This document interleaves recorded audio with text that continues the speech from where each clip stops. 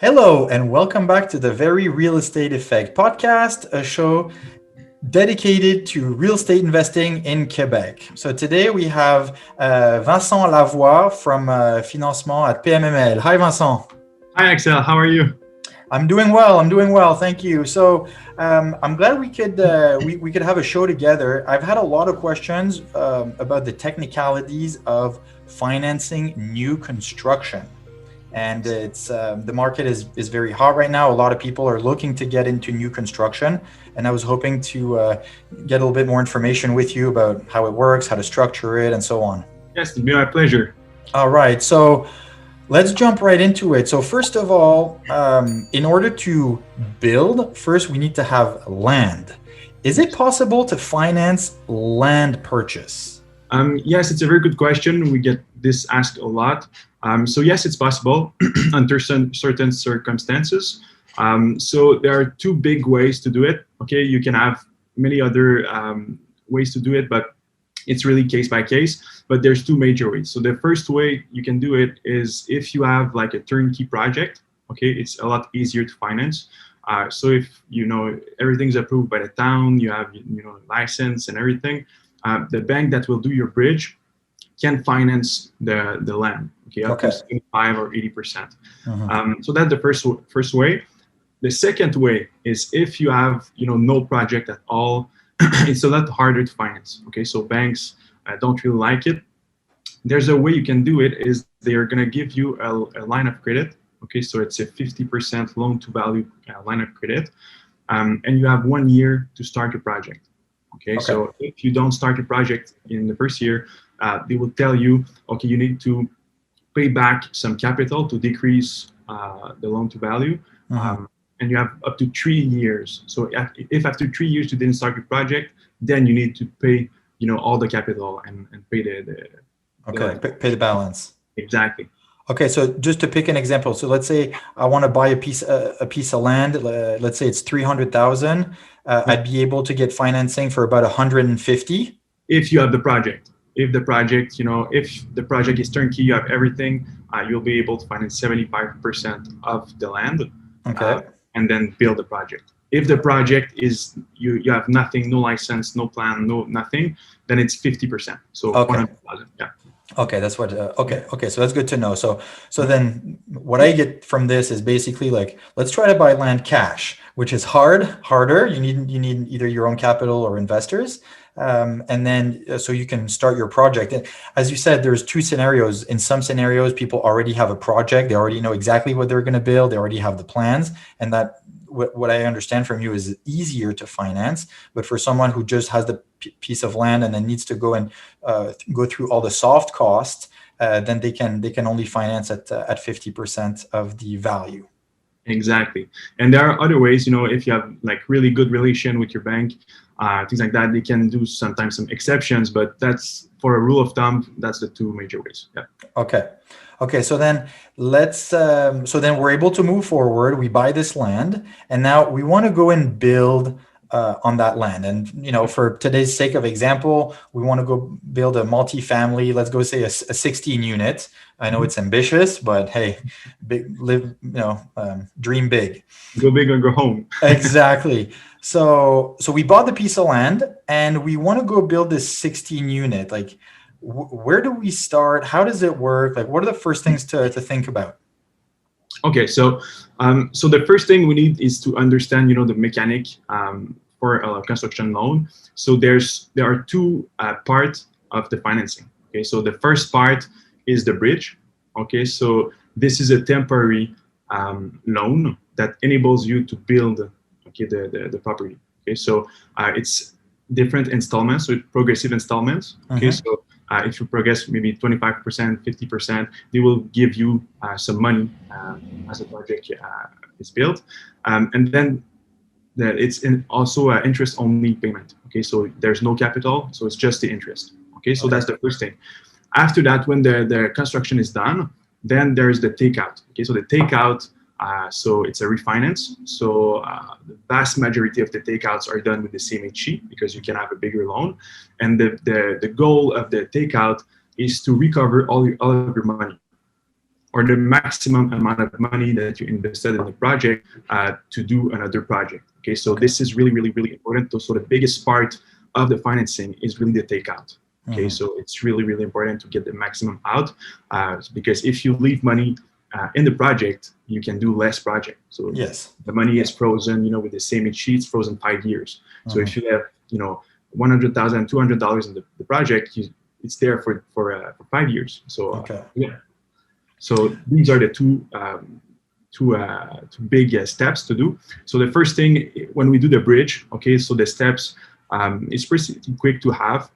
You first need to do an appraisal report. Okay, so you need to do an appraisal of the future value of the building. Okay, so they will check, the expenses. So that the appraisal will estimate the expenses, and they can estimate also the revenues. Okay, so we'll have the future value of the building, and then we will finance from the lowest between the cost, the total construction cost, and the value of the project. Okay, so if, for example, the project is it costs $1 million total, okay, with the land, with all the hard costs, soft costs, then they're going to finance 75% of the 1 million. And if the value, is 1.1, they will finance on the cost of the project. Okay. So that's interesting because I would have suspected that when you approach an institution and you already own the land, let's say you bought it cash, and then you want to go build a multifamily, and then you have a quote from a builder that says, "Hey, it's gonna cost you 1 million to build this." I would have thought that they would go against that value, against the value of the construction. But you're saying it could be the value of the construction or the future value? It's the lowest between the two. Oh, okay. Most of the time exactly. So most of the time is the total construction is lower. Yeah. Because if like the vast majority of the time is the construction that max the financing. But if the value is lower and the construction cost is higher, they will finance on the value. So this is important to know. Yeah. Okay. Once again, the bank takes no risk. Exactly. Okay, so then they're going to finance 75% of the construction cost. And is it true that we can have the value of the land count as the down payment?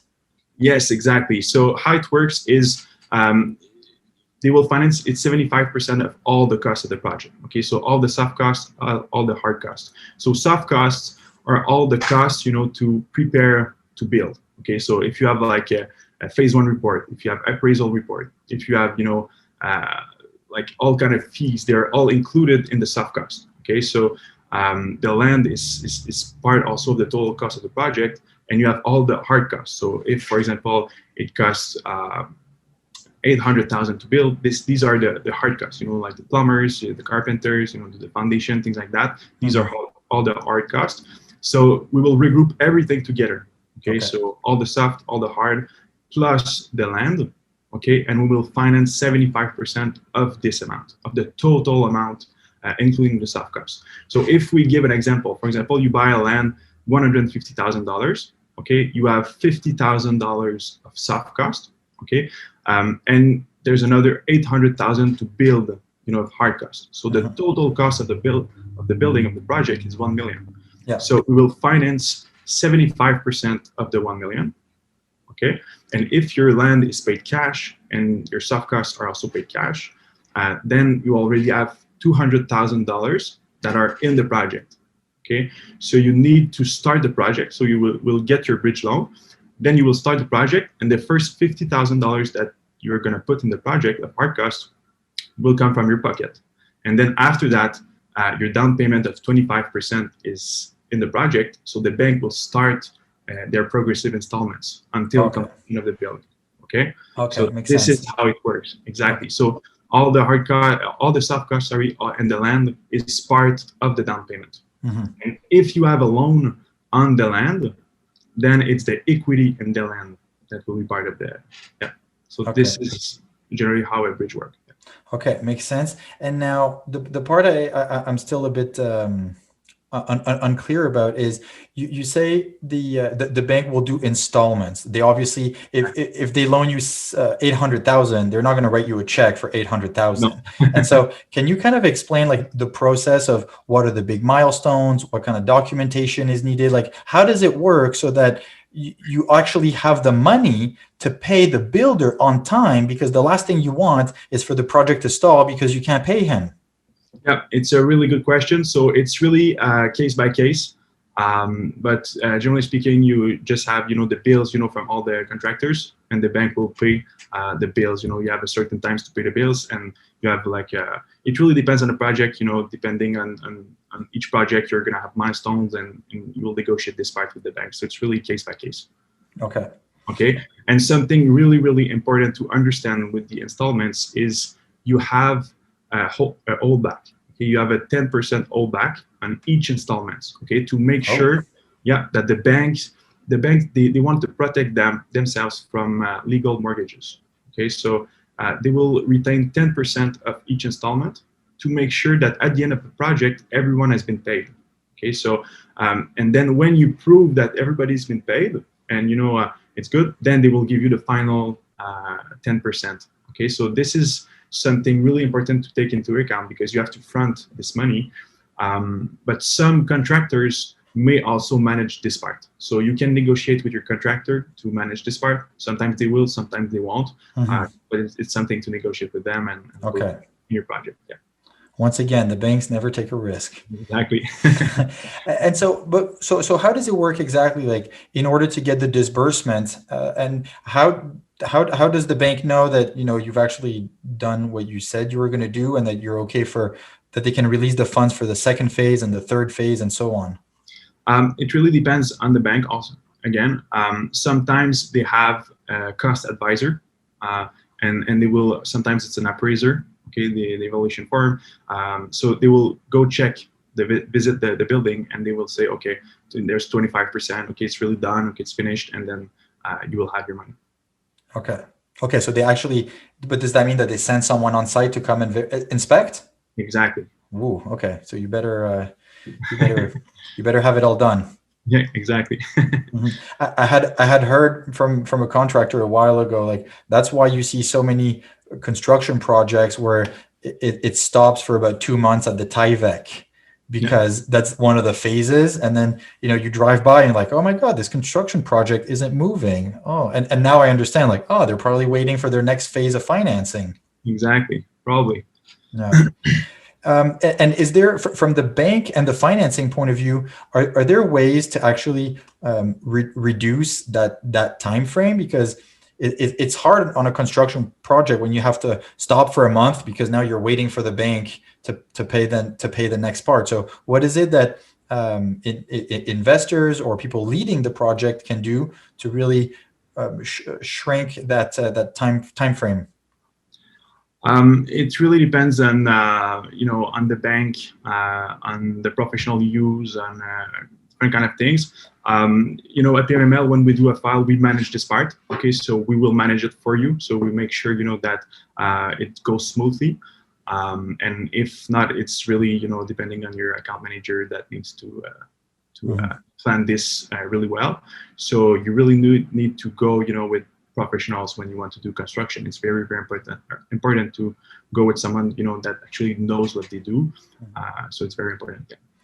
And then just backtracking a little bit, I'm always very interested in the documentation that it takes, because I've wasted time on projects because all of the documentation wasn't perfectly lined up.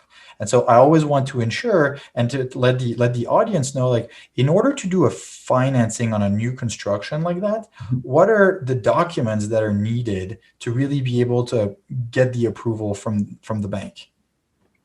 For the bridge, so it's a long list. Okay, so I won't go really in details, but I'll explain the 4 biggest, most important thing that we need to have to at least start to speak about the project. So the first thing you need is an appraisal report, okay, or at least have the future expenses and revenues of the bill. Okay, so this is very important to have. The second thing would be the cost of construction, so the total cost of the project, the land, the hard cost, soft cost, things like that. The third part is your net worth statements, okay, of all the people included, because this is really, really important right now, because the bank want to see that you can have a capacity of re-injection in the project. So if for example, the project costs $100,000 more. Can you actually pay it? Can you absorb this increase? And right now, with the cost of construction going up, it's really, really important to demonstrate to the bank that if something happens, you can actually absorb the loss and pay it. Because if not, the project will stop and the bank will lose their money. So that's really, really important. And the third thing is the experience of the people doing the project. So if it's your first project and you have no experience, in real estate or not really any experience in construction, and you want to do like a 24, 40 units, it won't really work. Okay, so you need to go step by step. Maybe start with a sixplex and going higher and higher, and get more experience before you do big projects. So the bank will really look at this, or at least if you don't have any experience, have someone in your team that have experience, or a company that has experience. If the contractors they do a lot of project, they're really good, then yeah, we can negotiate. But it's really important, the experience. Yeah, the experience of the people on the team Exactly. throughout the whole partnership. Exactly. Okay, so we've talked about the acquisition of the land and then the construction bridge. So that's the actual funds that are used to be able to pay the contractor to do the foundation and lay the first 2 floors and do the roof and enclose the building. So now we're getting towards the end of the construction, and we're actually kind of like 1 month away from July and tenants moving in and so on. At what point do we start to structure and to work on the file for the actual refinance/equity takeout? How does that work? Okay, so that's a very good question. So one of the biggest mistake, we see with takeout is starting the takeout too late. Okay, so a lot of people, they think, I need to have my tenants in place and the building finished to start my refinance. Okay, so that's not true. So we can start a lot before that.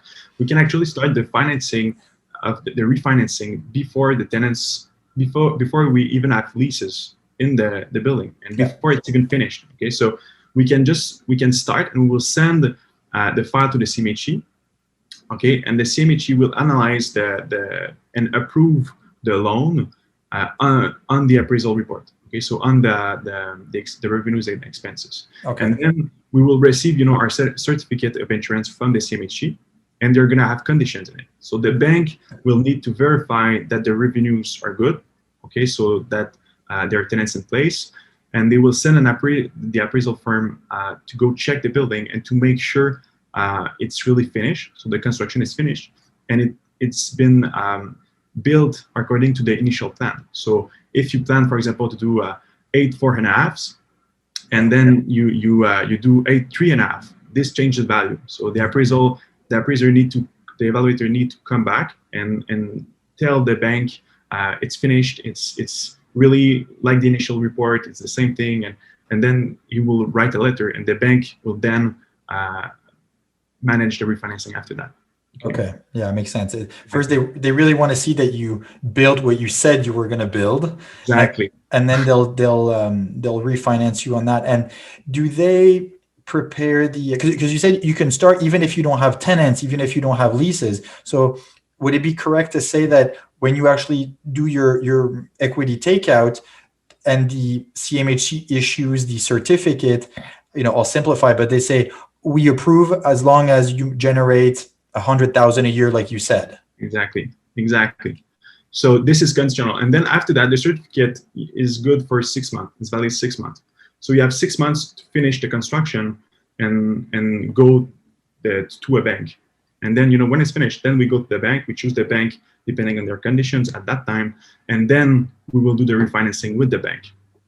So This is generally how it works. So we can time, our refinancing. Because the CMHC right now is really long. It's about 2 months, 2.5 months, 3 months. When we have everything, we send the file to the CMHC, and before before an underwriter start to analyze the file, it's maybe 2 months. And then after that, when you get the approval, it's another 6 months that it's valid. Okay, so we can really start it early, and the earliest is the better, because if you do some construction, you don't want to leave a lot of money in the project for a long time, because if you wait at the end and you finish your project and you start the refinancing, it's another 3 to 4 months. So you leave a lot of money there. So it's really important to start it, really the earliest, the best, the better, and then get the takeout as quickly as possible. So almost immediately after you finish, you get your takeout, you get your money back, and you start another project. So that's very, very important. Yeah. And you raise a very good point, and that's something that I wasn't aware of at the beginning, is that your approval and your certificate for CMHC is valid for 6 months. So it doesn't mean that you have to, wait for the end and then try to do it all in a rush, where you can really start much earlier.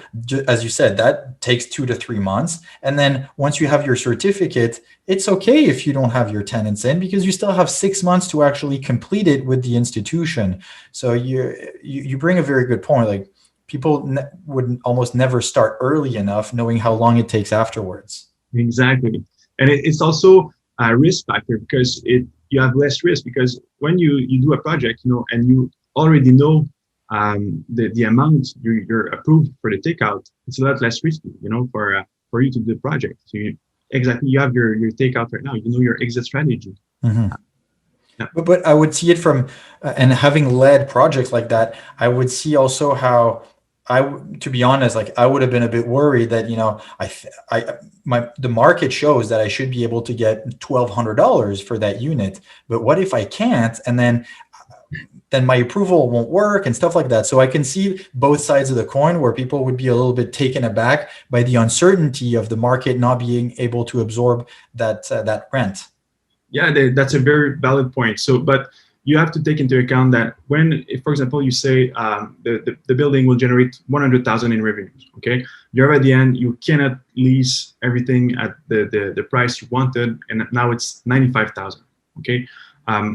You don't have to start over again. So you're gonna have an underwriter that's already analyzed and approved, the certificate. So you can go back to this person, to this underwriter, and just tell him, look, it's 95,000 instead of 100. So what it will do is it will decrease the financing. So we'll adjust lower, and it can also adjust higher. If you have more revenues, you can do the opposite.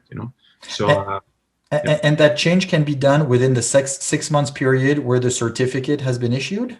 Exactly. Oh. Yeah. And it takes about 1 or 2 months, 1 or 2 weeks, to do. So it's not that long. So it's not the end of the world, if you're not exactly on point, on the revenues. So you just have to go back to the CMHC and make the change. That's a very good point, because as you said, from the CMHC side, all they need to do is they've already evaluated the file. They just need to reopen it, change the revenue a little bit, see what kind of impact it has on the overall value of the property, and then reissue with that with that new amount. That makes sense. Exactly. Okay. And then so as we're coming towards the end of that process, so now we've been able to refinance. So the investor has been able to, I like to say, like, squeeze the juice out of the project, and usually leave about 15% equity in it.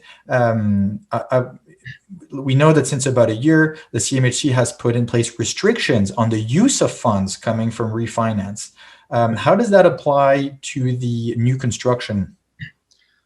So right now, it doesn't apply to new construction. So because that's a very, very good incentive, because the goal of the CMHC is to have housing for the population. So builders and contractors, when they do these kind of projects, that's aligned with the mission of the CMHC. So they are more flexible for the constructors, for the construction company. So generally speaking, we don't really have, they're flexible. We don't have to prove anything. You just say, look, there's a construction, you refinance.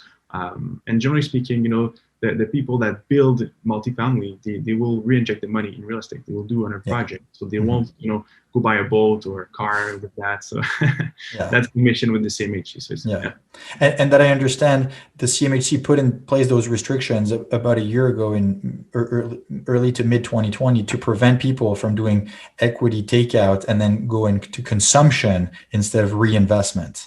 Exactly. Because, a lot of people in real estate, with the COVID situation, they refinance and put money, in restaurants to save their restaurant or their businesses or things like that. So they wanted to keep the money in real estate, because the mission, is for the housing, is to provide housing for the population, to, renovate the building, to buy other buildings. So if you go and inject the money elsewhere, it's not aligned with the CMHC. It's the government. So they want to do this construction for that. Yeah. And that's a good point. And I just want to remind everyone that the CMHC's objective is to provide affordable housing for all Canadians.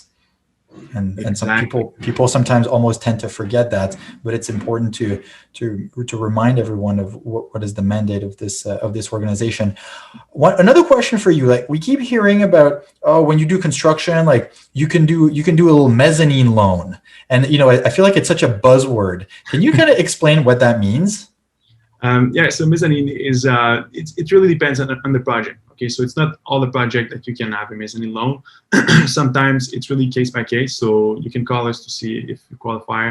But generally speaking, if the project is really well located, it's a good project. It's and it's really like the revenues are really good. They can do what we call a mezzanine loan. Mezzanine loan it's a second bank that will do a loan. Okay, on the first loan. So it's two banks. You get two banks together to put some loans, and you can go higher than 75%. So you can go to 80, 85%, 90% loan to value ratio with the bridge. But would that be in the bridge loan or in the equity takeout part? Bridge loan. Okay. Okay, so then you can really finance almost 90, 95% of the construction of the total cost of the project, in fact. Exactly, but generally speaking, it's for bigger project. So if you go for a sixplex, it's more rare to do it. It's for bigger project, and it's really case by case. So yeah. Okay. All right. Well, that sheds some light on some of the terminology and some of the mechanisms that are used to finance new construction. Again, like right now, there's so many people looking for properties, looking to either optimize, and so it creates a constraint. So more and more people want to go into new construction, and the financing part of it is sometimes a bit tricky. So thank you for shedding some light on this process. My pleasure. Lastly, where can people find out more about you? So you can go directly on the website of PMML. You can call us. You can email us. So you can email me, Mathias. So I'm in the team of Mathias Haché. We have also a new person in our team, so Gabriel Roger, which is a new mortgage broker with us. So we're a team of 3. You can call any of us and ask your question about the project. Super. It seems like the team has been growing quite a bit, because I remember when Mathias was alone and then you came on board and then you have someone else. Congratulations. Yeah. Thank you very much. Yeah, we more than doubled from last year. Wow. The amount of financing we did from last year, and we're again doubled again this year, Paul. So yeah. Well, kudos. Good job to you guys. And as always, to everyone listening, if you like the content, please share it with a friend, someone who could actually benefit from listening to this and learning about the financing of new construction. Leave us a rating, send us some comment and feedback. It's always welcomed. And thank you very much, and talk to you next week. Bye-bye.